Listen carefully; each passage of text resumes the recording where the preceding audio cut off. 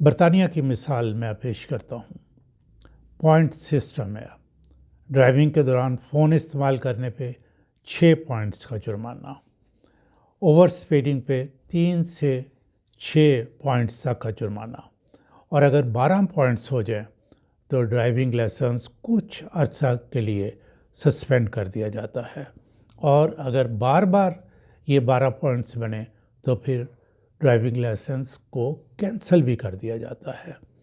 ہماری گورنمنٹ کو بھی چاہیے کہ گرفتاری وغیرہ صرف کرمنل کیسز میں ہونی چاہیے، مثلاً شراب پی کر گاڑی چلانا یا زگ زیگ کرتے ہوئے ڈرائیونگ کر کے دوسرے لوگوں کی جان کو خطرے میں ڈالنا، کسی کو زخمی کر کے بھاگنا، ٹریفک وارڈن پر حملہ آور ہونا۔